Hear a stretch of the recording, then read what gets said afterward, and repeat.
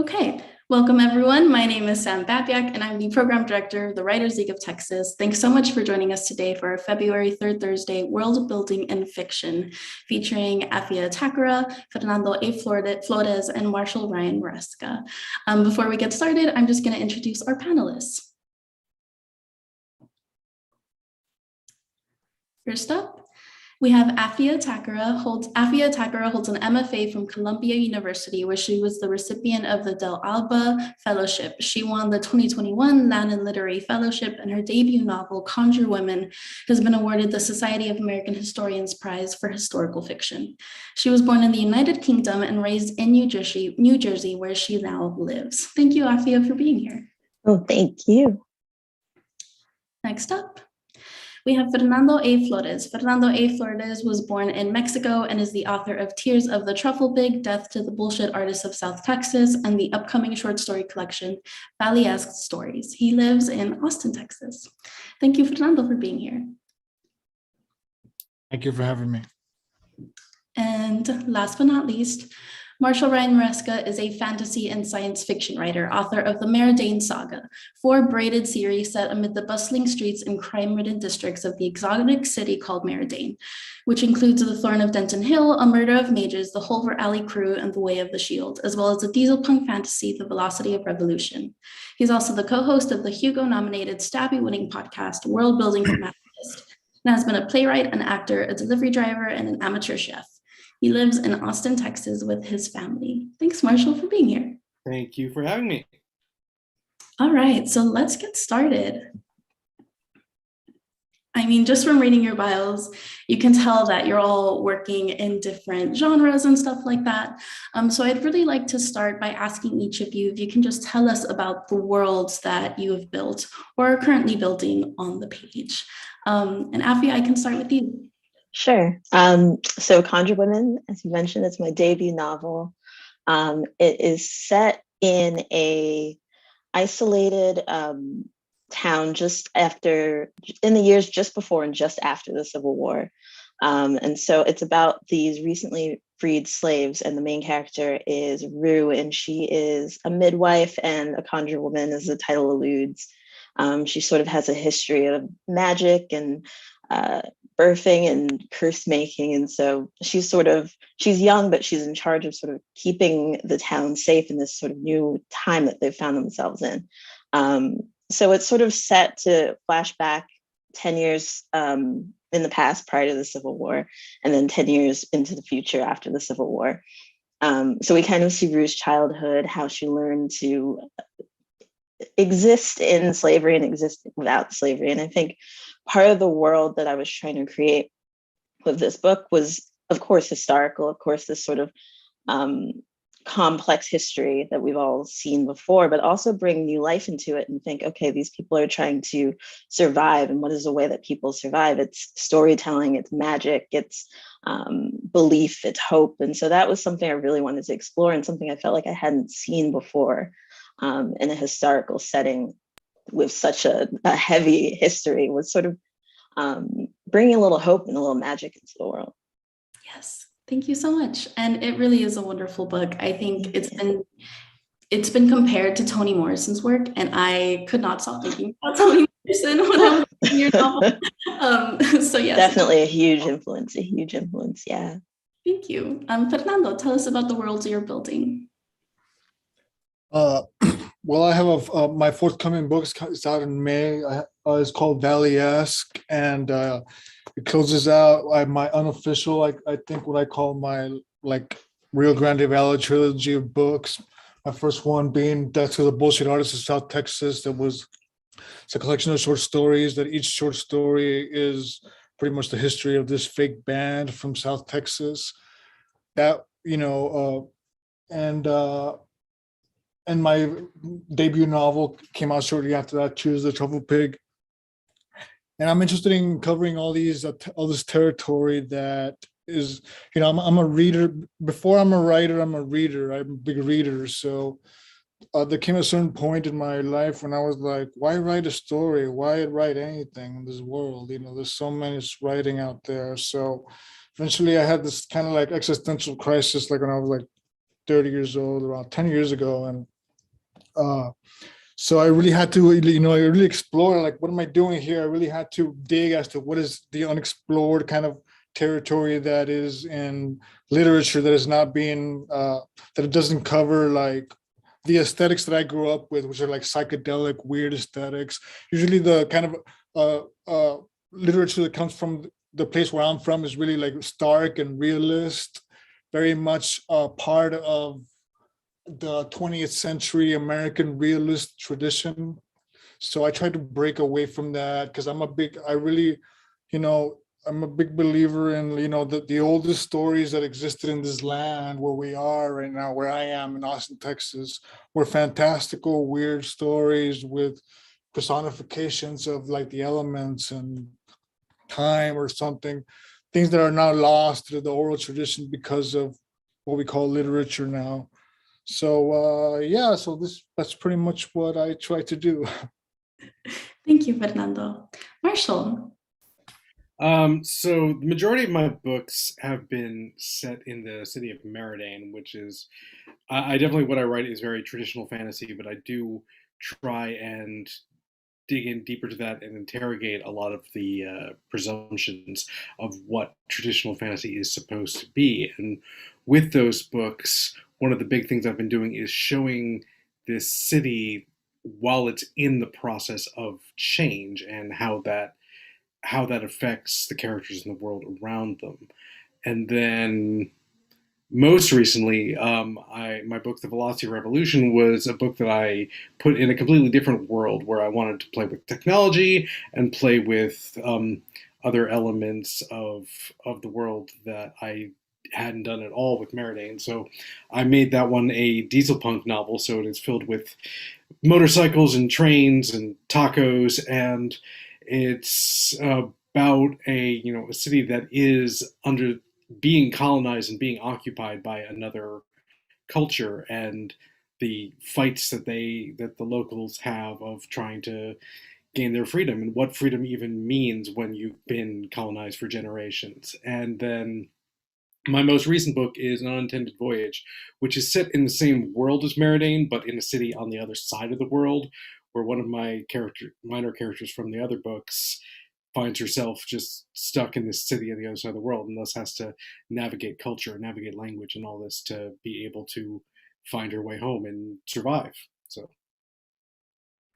Thank you. Yeah, and I mean, just from hearing you guys talk about your work, it's so much fun. And I think that's the beauty of fiction writing, because you can literally do whatever you want.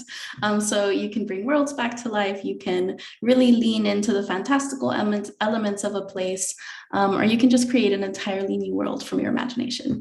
And that can be really exciting or really terrifying, or a combination of both for a lot of writers. So I'm wondering, like, where do you begin? What comes to you first as a writer and as a world builder? And then what steps do you take to start building that world? And Marshall, I'll start with you, because I love the maps in your work. And so I'm wondering, like, where did that begin for you? So since I am a secondary world fantasy writer, a lot of what I start with all the time is what this other world is going to be. And I love to start with the map in and of itself.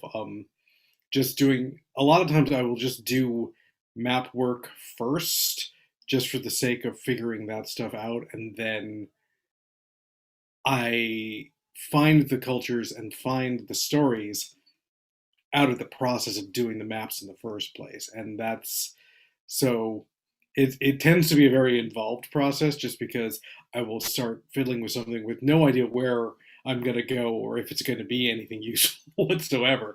But that's always my first step. Is I sort of start big with the world itself and the cosmology around it, and then narrow it down to find the stories within that. Thank you. Fernando, what about you? Me, like I think for myself, I'm not really a world builder. I'm more like a world stumbler, or a world, I'm never really, I'm doing it, I'm kind of discovering it on my own. I don't think I ever plan anything. I plan with like the first image or the first sentence or something, how it comes to me. Maybe something like with Tears of the Truffle Pig, I knew that there were going to be 2 border walls, and I knew that there would be a 3rd border wall that would be erected. There's controversial 3rd border wall that will be built up. So I knew that, and everything else kind of just fell into place after that. Like, who is this person wandering in this landscape where there's 2 border walls, there's 3 border walls, and his brother's missing. So I have these things, and I'm just discovering things here and there. So I leave it up to like fate and like the process. I trust the process, I guess, even if like during the process of writing it, I'm like waking up like at 3 a.m, like, and I'm like, oh my God, what am I gonna do? I have no idea. So I just leave it up to, I trust, I guess, I got the esoteric element of the process. Yeah, I love what you said about like world stumbling. I feel like I really identify with that, and just that's kind of the way I write as well. But you went to the conference last year, and you said in one of the world building conversations that when you didn't know what to do, you kind of just like grabbed anything and put it in there. Can you expand on that process a little bit? Just like when you hit a wall, did you just like go out and look at the world and try to see something that might fit? Yes, definitely. And this is part of the whole thing. I always, I trust, I guess, the collaboration. To me, like, I'm the least important part of the novel. I'm just a writer. The novel exists in this space, and I have to put myself as a writer in this space to write it, to get it down. So it's me collaborating with this thing that doesn't exist, this poltergeist or whatever. So if I'm like, okay, I don't know what I'm doing, like for instance, I'm writing this one scene and I don't know what's going on, and outside, like my neighbor comes to me, and this actually happened. He's like, oh, there's a chicken out there, it's loose, let's go, you have to go get it. And I'm like, all right. I ran outside, and I'm like, I never grabbed a chicken. I'm like, I'm trying to think, when was the last time I grabbed a chicken? I was like 5 years old, probably, I don't know. So my neighbor's kind of like this elderly person, so he was like, grab it, and I was like, I grabbed it, and I did it, and I was like, okay, and the whole took like 8 minutes. I came back to my typewriter where I write, and I'm like, all right, I'm gonna put chickens here, because that's what happened. I don't know what's going on, So that's kind of, if something happens like that, I just like, I don't let it get in the way of my story. I'm like, because I know I need to get somewhere, so I just like, it's like getting in and out as fast as possible in every scene, I guess. Absolutely. Yeah. There's this like sense of play to that as well. And just like having fun with the work that you're doing and trusting the process and knowing that it's going to take you somewhere. I love that. Afia, what about you? Yeah, I think I usually start with an image. Conjure Women, I did not know what I was writing at all, what I wanted it to be, but I had this image of a baby with black eyes, sort of that very horror-esque, like traditional image. And then I was like, all right, I want it to be on the floor of a cabin that this baby is being born. And it's this very traditional midwife that we're used to seeing in sort of a very different genre. And she's faced with this horror baby. And what does that mean? Who is she and what is she going to do? And then I think the world started to build from there, from out of necessity of creating that scene. What experience does Rue, being the midwife, what experience does Rue have of this? What is she going to say to keep this moving? Is she scared? And if she is, how is she going to play it off? And so all of that created a history for a character. It created a history for the mother who was giving birth to the child. And it just sort of built out from there. That's awesome. And so for historical fiction specifically, it really a lot of times relies really heavily on the research that you do. So I'm wondering, like, where did the research come in that process for you? Did you start writing the story and start figuring out like Rue's history and everything, and then do some research to fill in the holes? Or did the research kind of help inform the narrative? I think it's definitely both. I think I had, again, playing in the genre and in the history, I think there's a certain expectation or a certain imagery that we already come to this time period with. And so I think I had that rudimentary understanding of the period. So I think I began there. And I think that's important because that's where the reader is coming in as well. but then I found that sort of like looking at documents that were very close to a person, to a character. So, for example, I read a lot of diaries, a lot of letters. I read a lot of shit manifestos, things that maybe weren't of huge historical import, but were very important to people at the time. So just a list of what plants, what crops grew in the field that week or that particular month. All of that sort of very intimate daily stuff created the history for me. And then I think filling in the gaps as well, right? The things I couldn't see. Okay, so we pulled out 10 carrots this morning and then we went to dinner. All right, what happened at dinner? What does that look like? And there's those gaps, but that's where the imagination, I think, came in. Yeah, definitely. Thank you.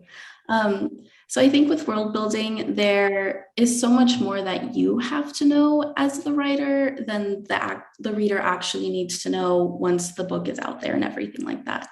And so I'm wondering, like, how have you all gone about weaving your world building with the story, making sure that there's a good balance, like you're not just kind of walking through this world? And what kind of challenges or hurdles did you face when building your particular worlds? So Effie, I'll stick with you because I think with historical fiction, people tend to like really get caught up in the research and it's hard to balance the research with the story. So how did you approach that? Yeah, I think just writing a lot, just writing things that I knew probably weren't going to be in there, but they really helped me get grounded in the world.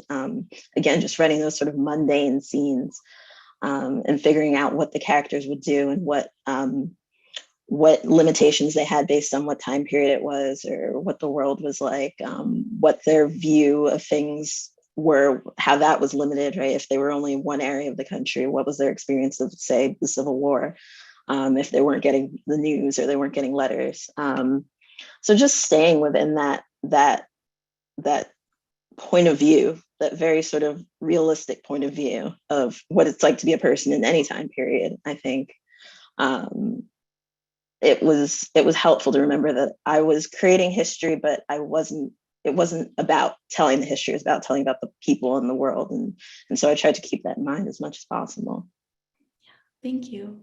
And Marshall, I heard you say in an interview that you had this first novel set in Meridain, that it was really just like the characters like walking through the entire world, and you ended up putting that novel aside. And I think you wrote 2 novels before you actually sold one.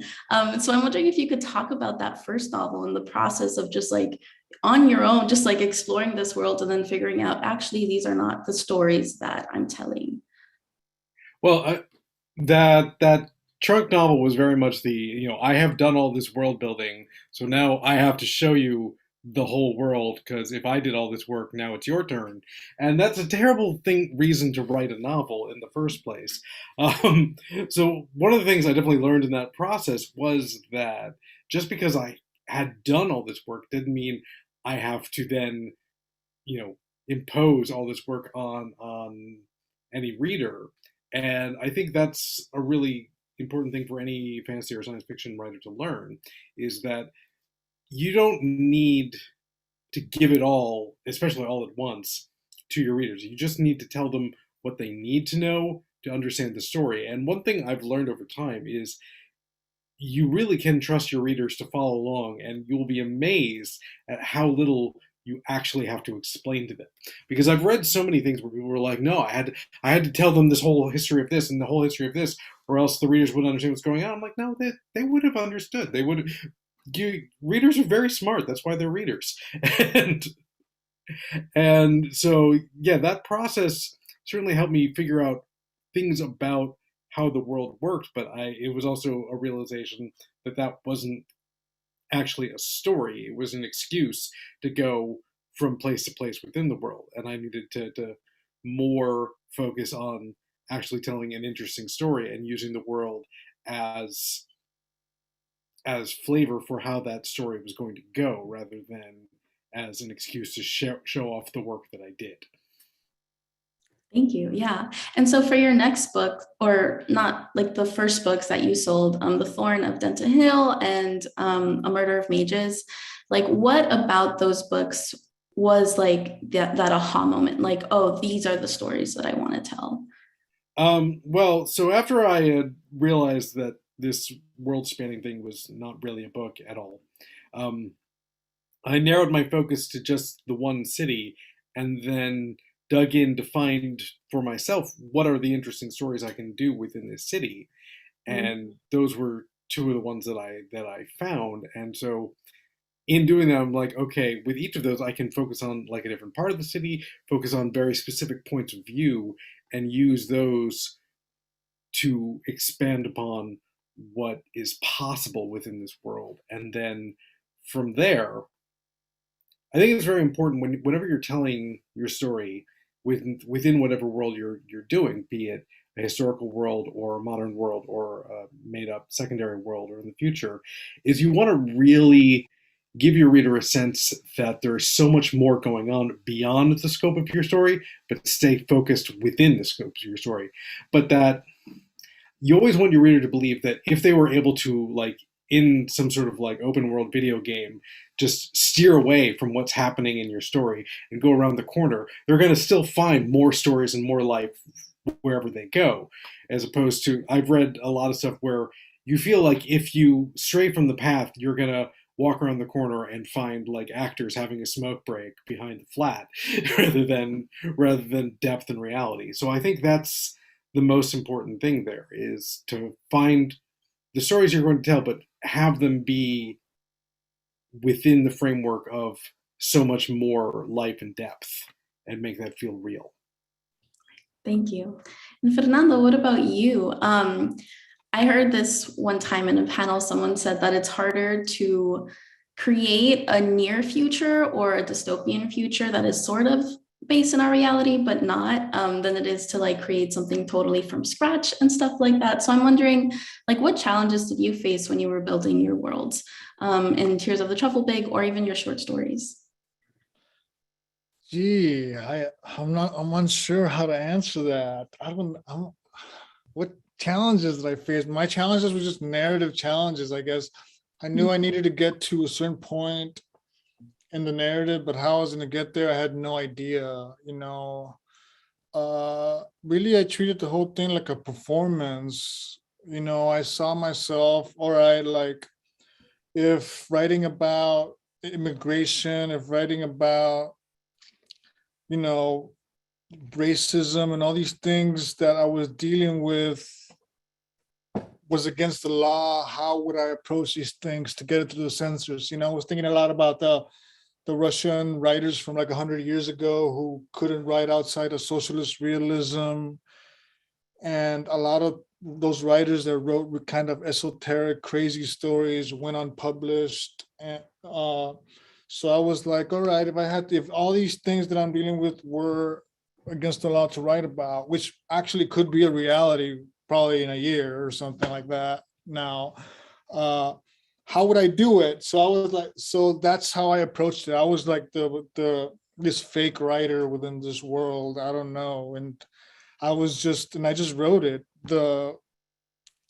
And like I said, I was just learning about it as I was moving forward. I approached it mostly like, I don't know, it sounds kind of maybe pompous, or maybe say it by like, maybe like an existentialist detective or something. Like I'm learning this thing and I'm writing it down. And, I once talked to a lawyer and the lawyer said, well, most part of the lawyer is being a lawyer, just finding a narrative. You're just building a narrative. You just got to build a narrative around what happened.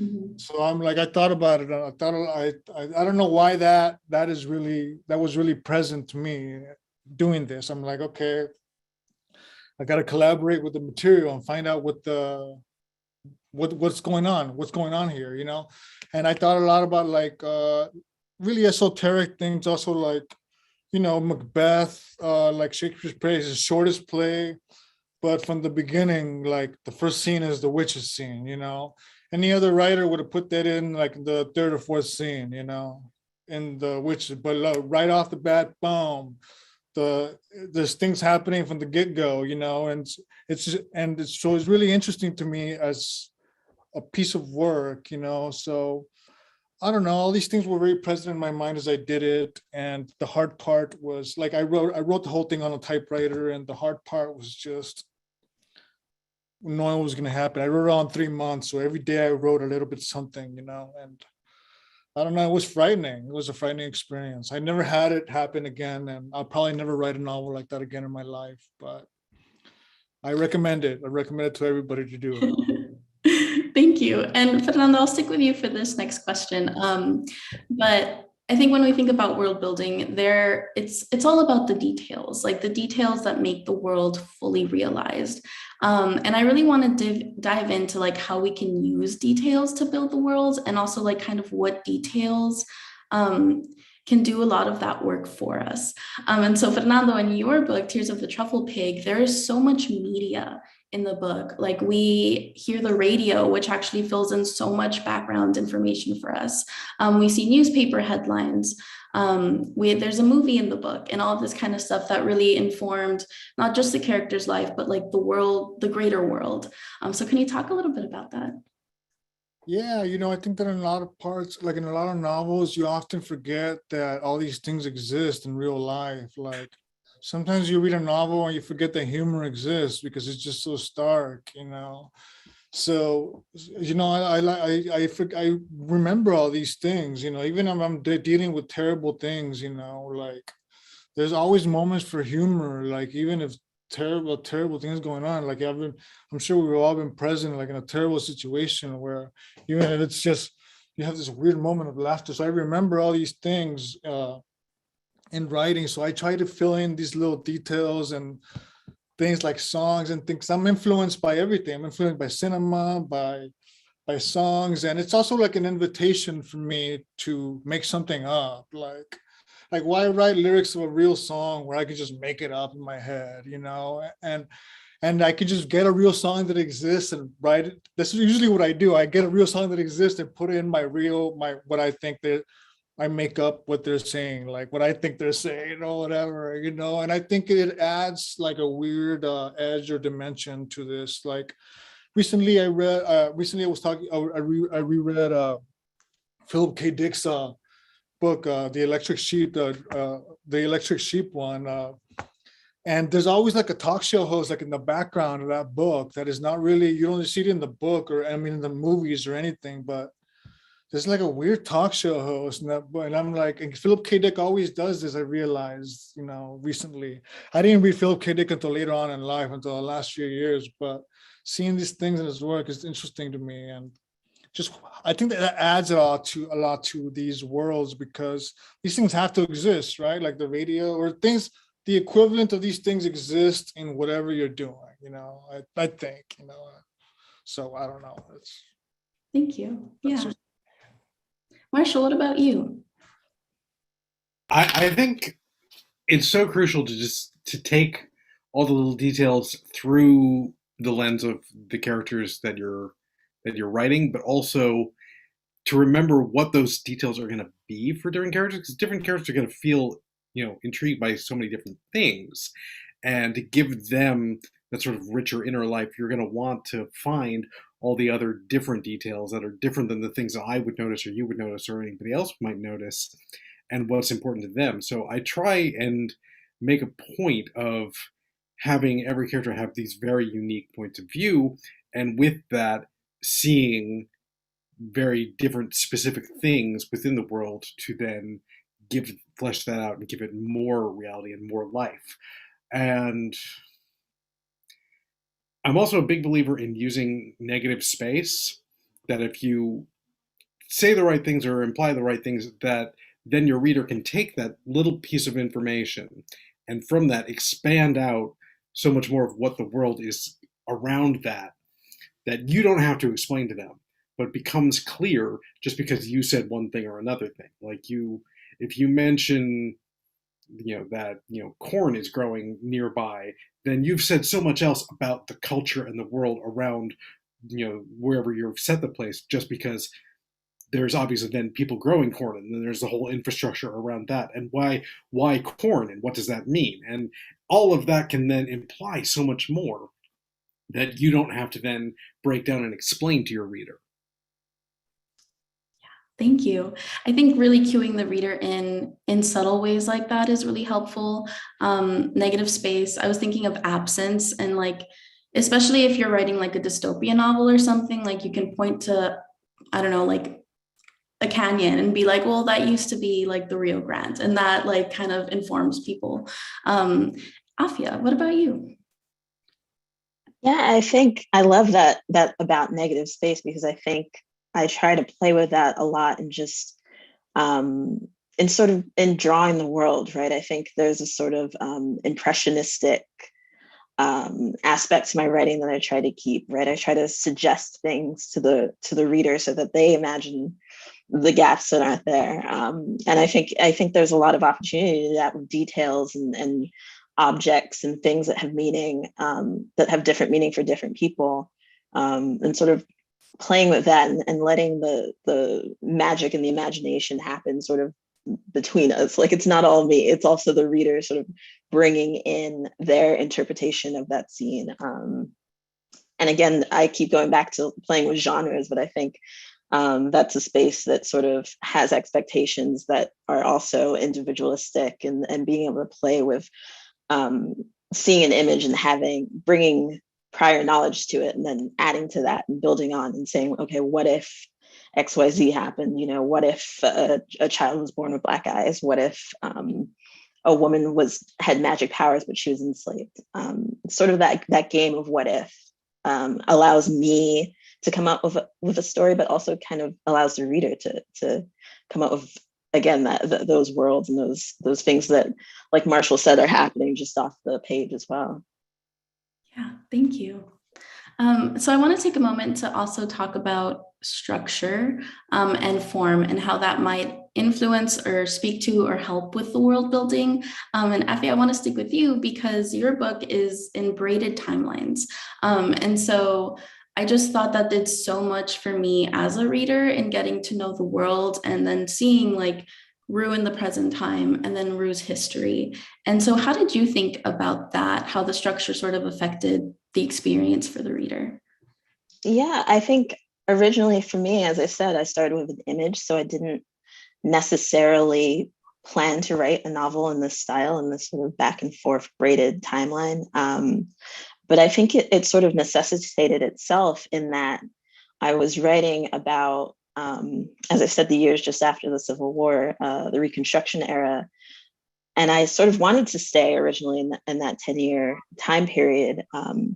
But I quickly realized that I couldn't talk about the experience of being free without talking about the experience of slavery. And so it made sense that the past would be sort of an ever-present experience, as it is for all of us, right? You see something and it reminds you of something your mom said, you know, when you were a child, and you flash back to that. And so I quickly realized that was the way the story needed to be told, sort of reflecting on itself back and forth through time, and sort of influencing how the characters also remembered things that had happened to them, based on what was happening to them in the sort of present, air quotes, present timeline.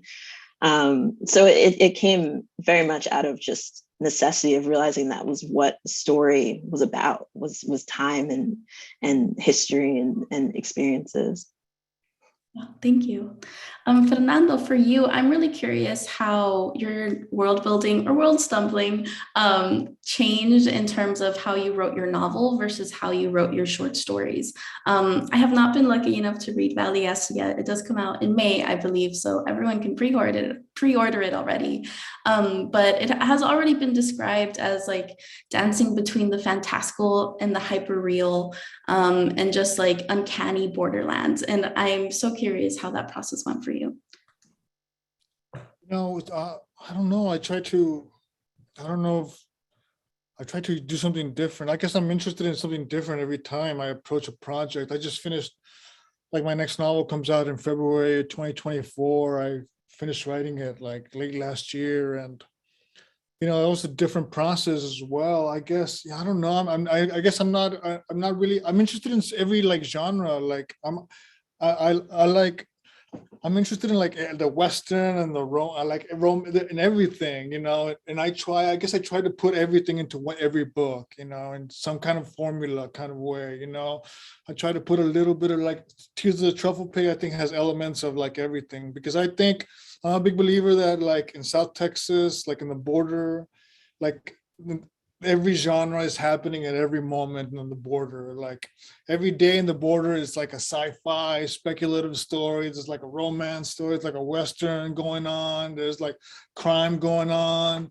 Every day, every genre that exists and every micro genre that exists in the border. So I have to, how do I unravel that? How do I explain that? So I guess in every project I focus on one corner of it, like, and that's the bullshit artist, I focus on the musical element of it, of this subculture, and I really explored that as far as I could do it. And Tears of the Truffle Pig, I did it, okay, I'm like this, like I said earlier, this world with these two border walls, and there's a third border wall being made, and there's this widower looking for his brother, and at the same, and there's all this fake mythology going on within it, and I don't know, I was just like, I really could not tell you. If I told you that, okay, this is what I wanted to do, I'd be lying, because I had no idea. Like to this day, like, when I had to talk to like a screenwriter, because it was option for it to be made, I had to talk to a screenwriter, and the screenwriter's like brought up something that happens in it, and I was like, oh my God. I'm like, I wrote, like, to me, like, it was really dark what he was saying. And I was like, oh my God, like, I can't believe I wrote that. Like, and I have to revisit it and think about it again, because I don't know what I was tapping into then, So I don't know. I'm interested in like I guess in me collaborating with the material as a writer, again, I think that, that aspect of my writing didn't really come until like already writing for like 10 years. I started writing like when I was 20 years old, and on my own, like seriously. And so, I never took a writing class or a workshop or anything. So so after like 10 years of doing that, I don't know, I tried to do something different. I don't know. So I'll stop talking now, but yeah. No, thank you. Thank you so much. And Marshall, what about for you? I heard you say in an interview that you started Worldbuilding Meridian in 1993, and you have since written, what is it, like 14 books, 15 books, all set in this one world. So yeah, and they're like different series. It's a saga that's sort of like the series are interconnected. So I'm curious, like how your world building has changed over time, I guess, and like even within the series themselves, do you do like less upfront world building because you have this expectation that readers have read all the series and stuff like that? How does that process look like?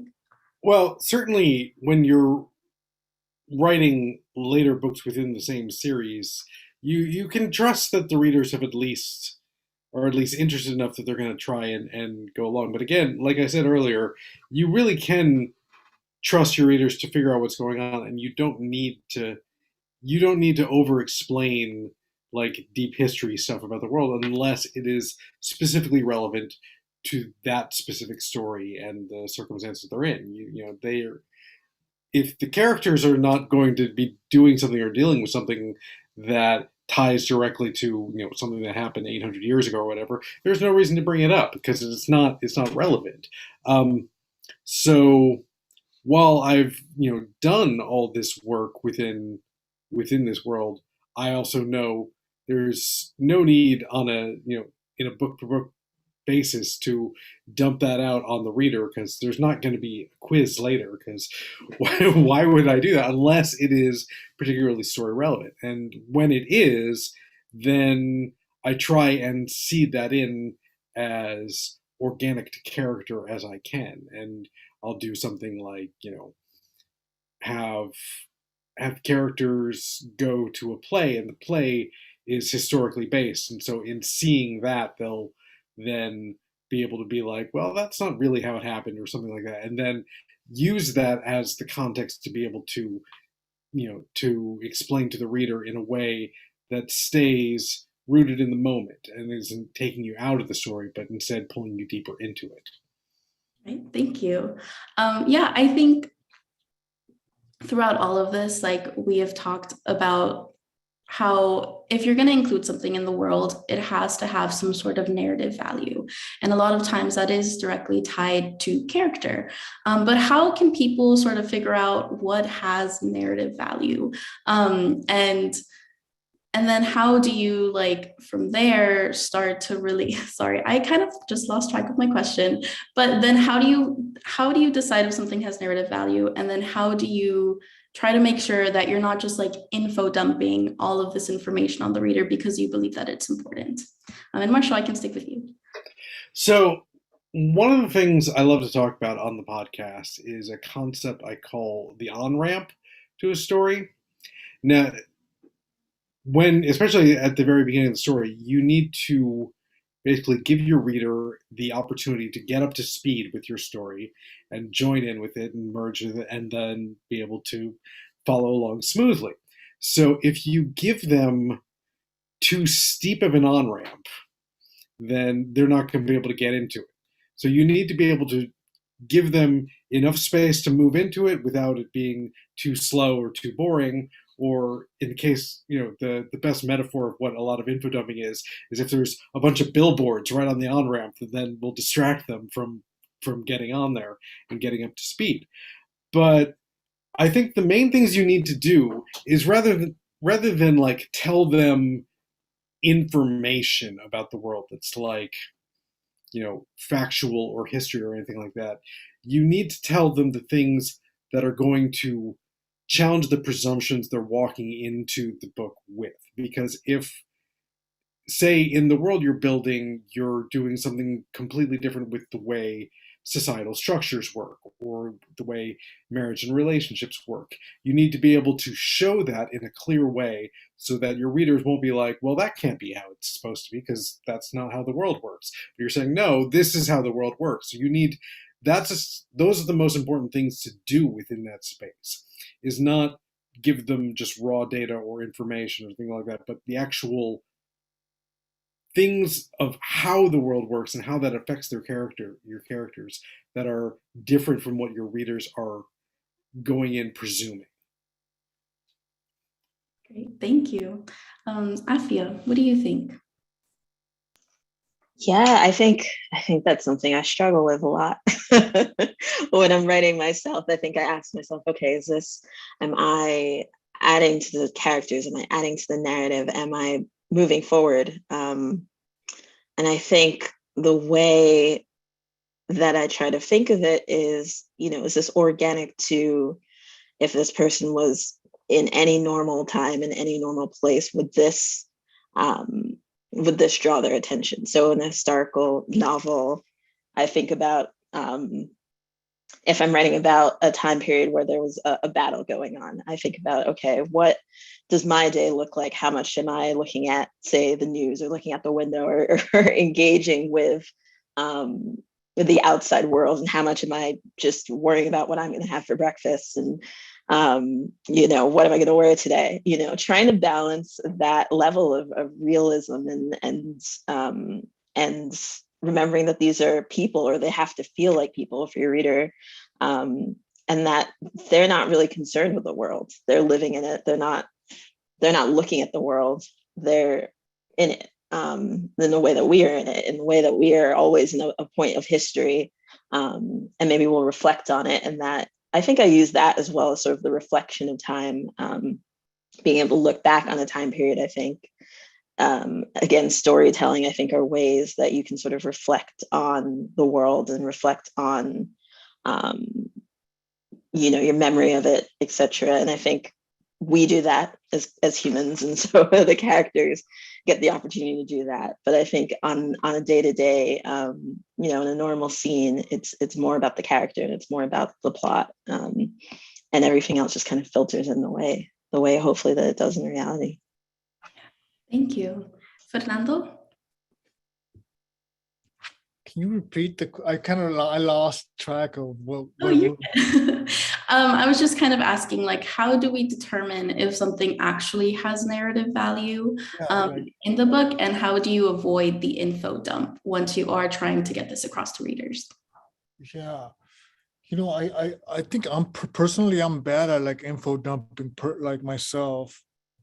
I don't think I let myself do that. What I'm bad at letting myself do is like letting my characters like talk too much. Like I think like where I'm from, like I hate to have like cinematic, snappy dialogue.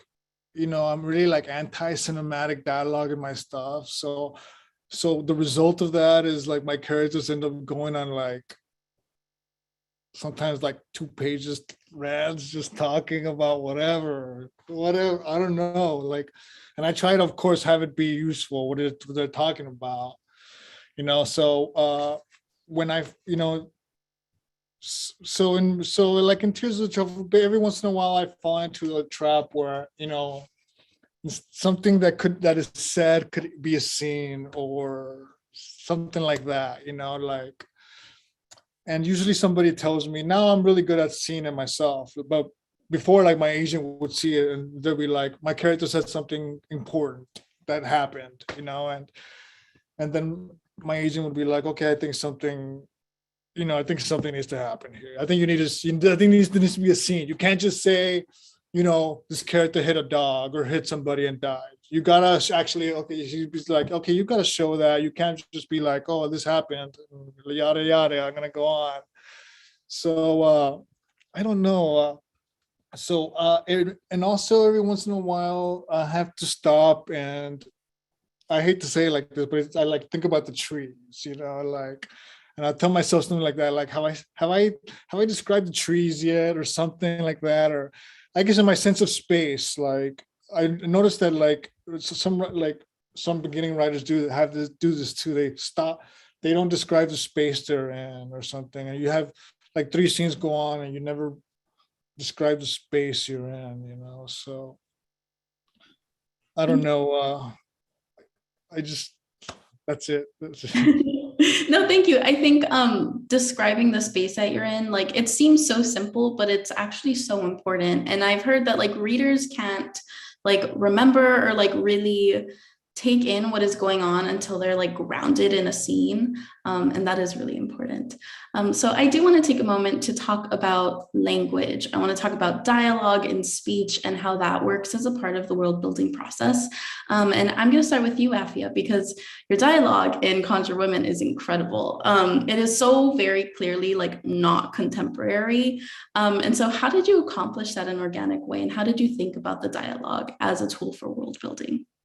Yeah, again, I think just looking at like primary documents, looking at letters and newspapers and diaries, and just really hearing those voices, just really steeping myself in those characters. And again, not necessarily for the facts of it, but for the experience of it, for the feeling, for the way the words sound, for the preoccupations, the ideas that come up again, and the way a story is told. I think it's just about making a study of how people speak, and sort of a study of why people talk to each other a certain way. What is the reasoning behind it? So a lot of the actual narrative of Conjure Woman being third person is sort of almost this jocular storytelling style, and I stumbled upon that. It wasn't totally something I was like, okay, well, it's going to sound like a preacher, for example. But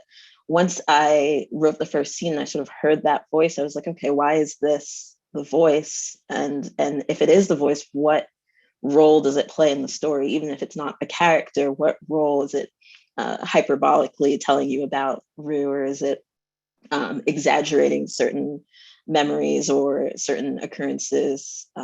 How does that sort of voice and that language change the reader's experience of the book? If a baby is born and it's told in a biblical way, how does that make you feel? And so for me, it's about studying how words sound and what effect they kind of have, and playing with it, and really just having fun with it without feeling like you have to make a carbon copy of what something sounds like. Thank you. Marshall? Oh, I think you're muted. No, there. Realize that. One of the things I'm always thinking about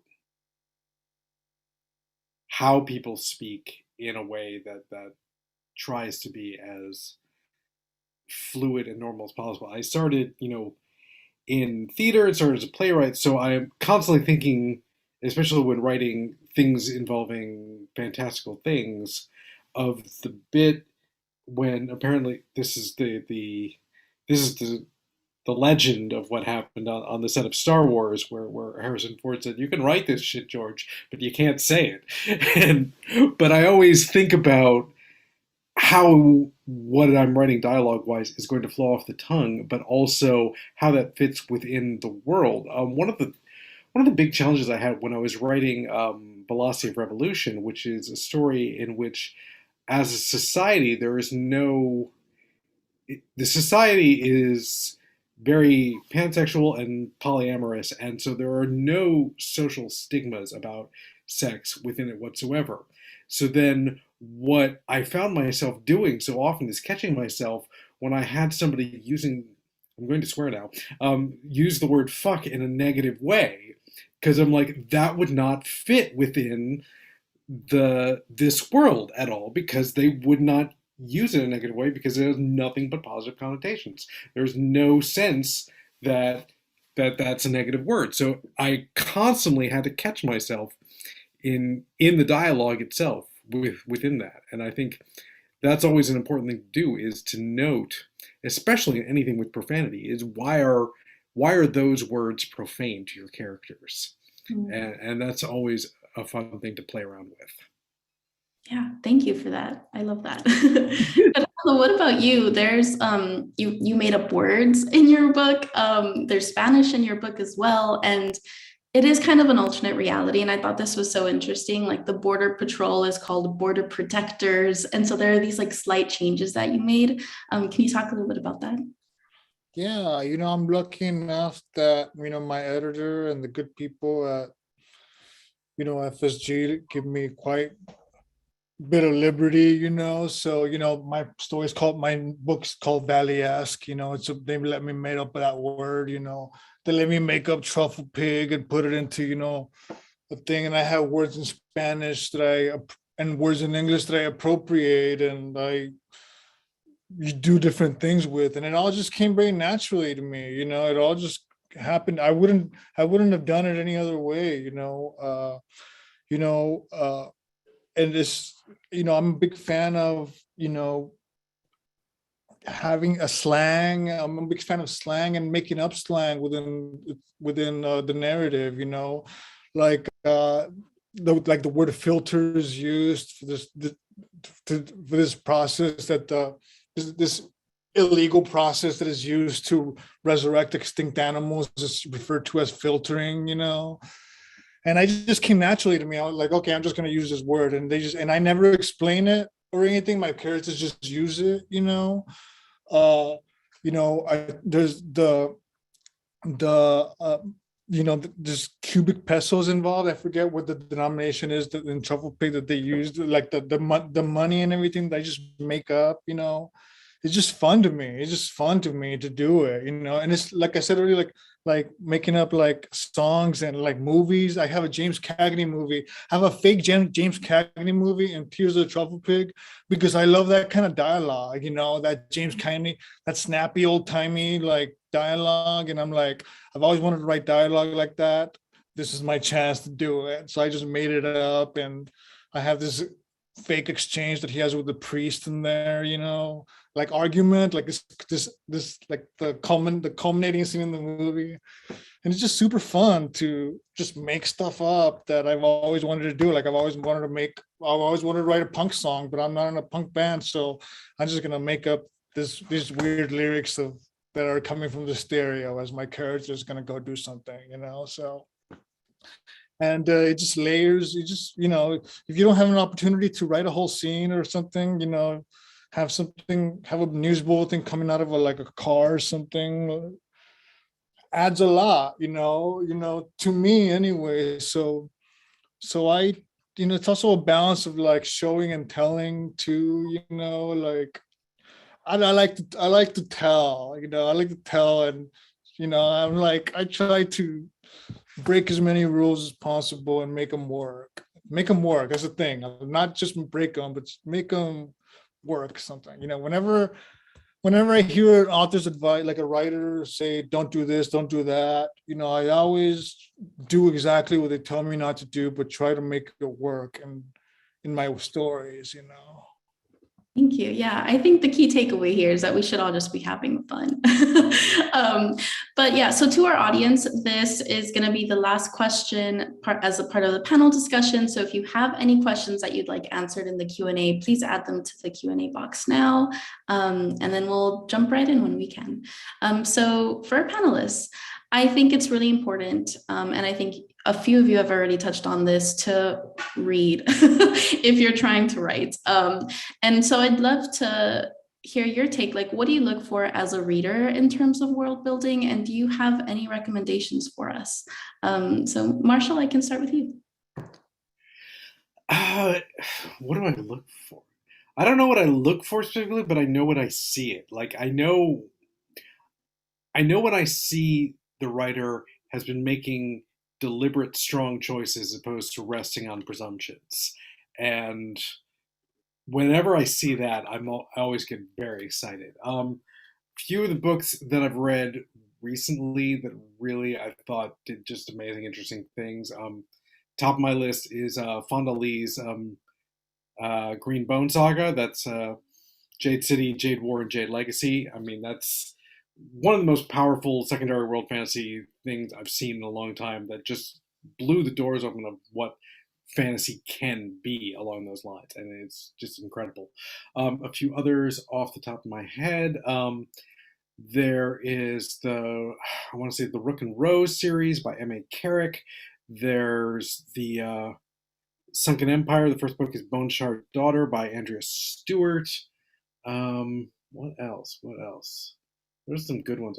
I'm of course I'm going to plug the two co-hosts on my podcast, Worldbuilding for Masochists. Cass Morris, who's written her Oven Cycle, which is ancient Rome with magic, and that's brilliant. And then Rowena Miller's Unraveled Kingdom series, which is sort of like a French Revolution in a magical world, and they're all amazing, and you should read all of those things.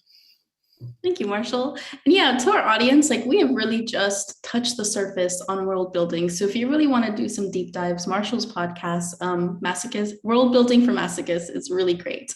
Afia, any books you'd like to recommend? Gosh, what do I look for and what do I want to recommend? I just got Hamnet by Maggie O'Farrell. I'm excited for that. That's Shakespeare, but I think it's from a very different angle, so I'm excited to read that. I think I usually look for very immersive worlds. I love history, obviously I love magic, but I want to be completely taken away, especially when I'm writing something as I am now. I want to be completely just lost somewhere else that I'm not writing, so I'm looking forward to reading that. What else? Marlon James has a new, and I'm not going to get the title, it's like Leopard King Witch Queen or something, but Marlon James, I'll plug that. I'm just super excited for that. He's kind of plugged it as a very African inspired Game of Thrones, so that's right up my alley. What else? I've been reading a lot of nonfiction, and that I'm always amazed when I'm sort of completely immersed in that. Isabel Wilkerson comes to mind. Cast. Saida Hartman has, I'm terrible at titles, but but all of those authors who can write sort of nonfiction and still completely take you away and completely absorb you in a world. So that's usually what I'm looking for. Thank you. Fernando. Black Leopard, Red Wolves, they said that. Thank you. There's never really something that I'm looking for. I'm always trying to read as many things as diverse things as possible, and diverse, even beyond like, in publishing, like also like reading books from independent presses, from different kinds of presses and stuff like that. Books in translation are important to me. As far as I'm always reading books by like, I think about like presses, like I'm always reading books by like the New York Review of Books Classics, I just, speaking of world building and stuff, I'm like 100 pages into it, but it's amazing and I recommend it. I don't really read Westerns, but I'm reading like Warlock by Oakley Hall. And like, just like the first 20 pages, he's like takes you there. And I'm like, I've never really read Westerns or really try to delve into the genre very much, but I'm kind of doing it for research purposes right now. So that's one is exceptional. He does this whole passage where he's talking about the dust and like the dust, just no matter what you do, there's always dust going up and just dust and everybody's dust, the dust turning into mud on people's faces and stuff like that, and just things that you wouldn't think about that, so I'm a big fan of that series. And so far that book, there's this other kind of hybrid novel that I'm reading. I think it's called Brother in Ice by Alicia Koff, who's a Catalonian writer. The translator's name escapes me. I'm sorry for not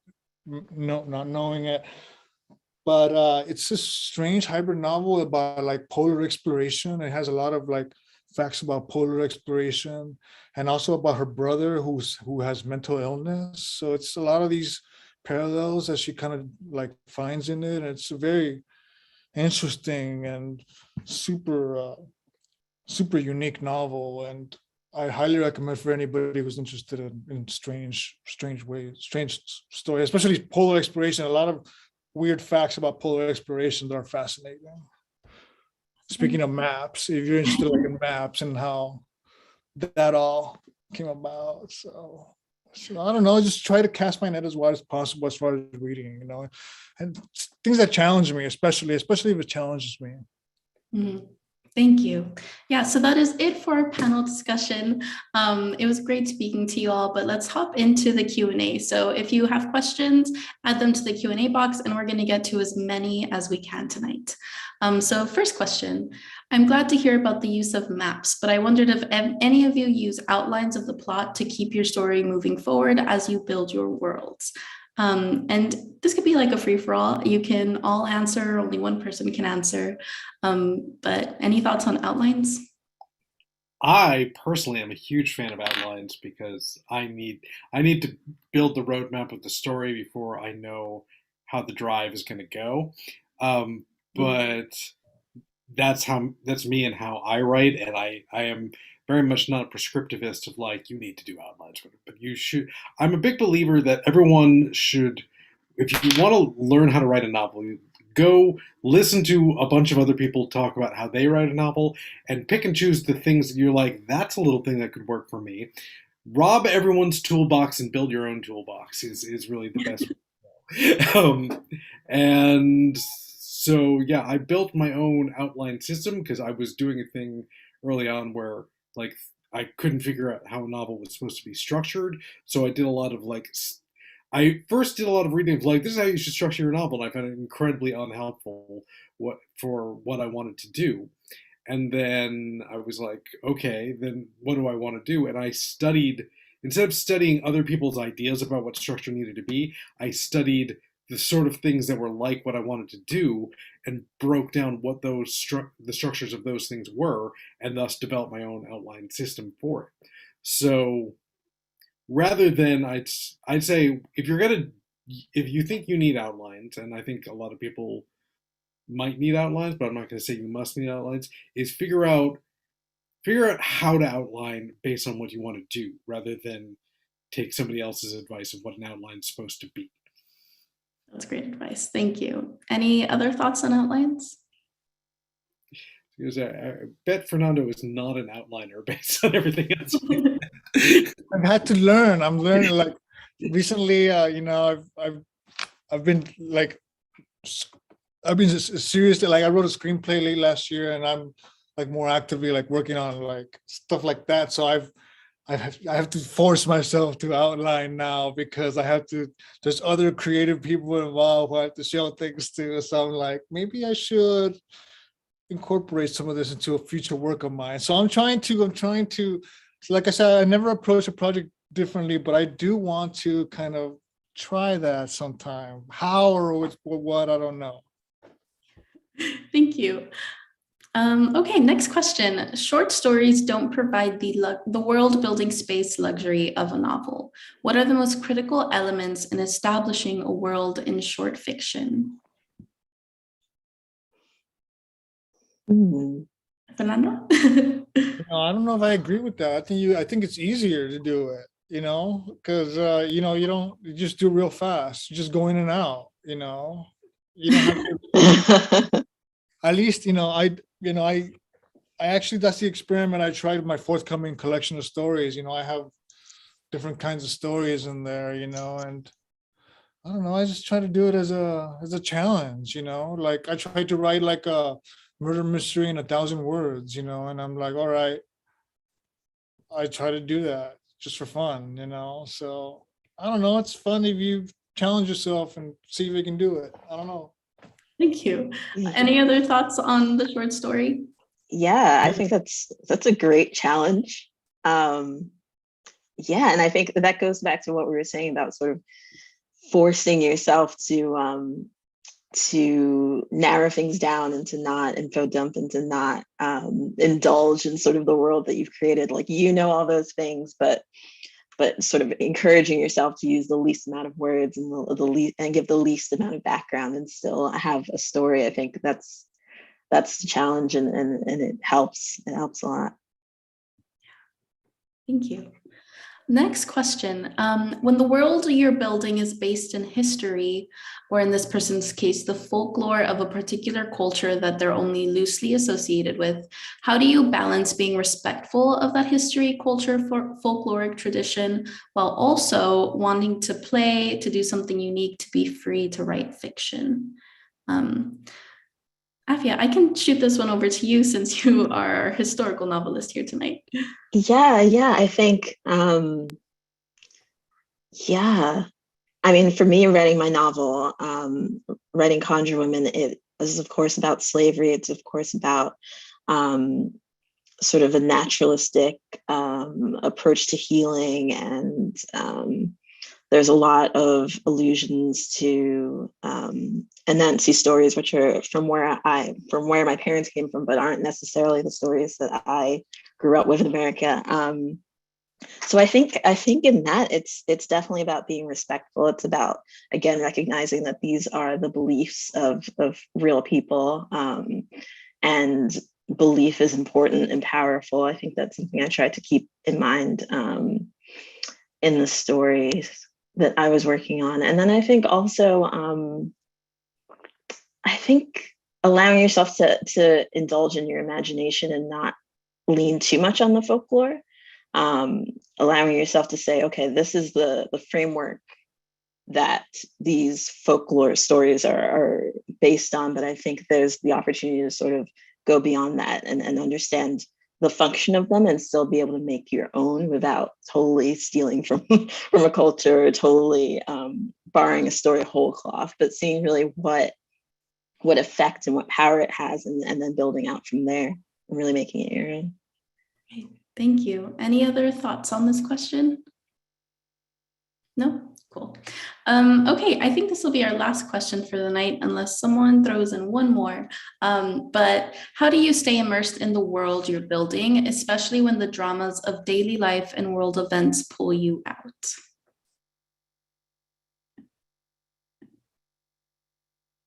Anyone? I think it's nice to hide in my story and not deal with the everyday life. I think that's a nice break from the things that are happening. And then I think it does filter in, and it also it makes for a richer world when you bring in some of the experiences in real life, because I think there's an escapism in world building and in fantasy and in history, but there's also sort of a self-discovery that happens, and a reflection of the real world. And so I think I think it's a nice place to hide and discover yourself at the same time. Love that. I mean, for me, I mean, part of it is my head is just constantly, it's sort of like living there despite what's going on, which, you know, sometimes will make conversations with me challenging, but not because I'm not fully connected with what's going on in the rest of the world. But I think the other thing is a lot of times when I'm like writing something and then because something else comes up and I have to end up like being away from that project for like a week or so, I will then on just a practical like craft level have to just go back and just reread everything that I wrote in that book to then re-immerse myself like, okay, this is where I was doing, that's what was going on, and that's and then be able to get back into it and find that momentum again within the story. But yeah, a lot of it is just there's a part of my head that's always there. Thank you. That's my burden as well. Okay, well, that is it for tonight. Thank you to our wonderful panelists for sharing your stories and your insights. I really enjoyed this conversation. To our audience, thank you for being here and for joining us. I hope you pick up copies of our presenters' books tonight, support authors, support an indie bookstore, and I hope to see you all again soon. Yeah, thanks so much. Thank you all. Have a lovely evening. You too.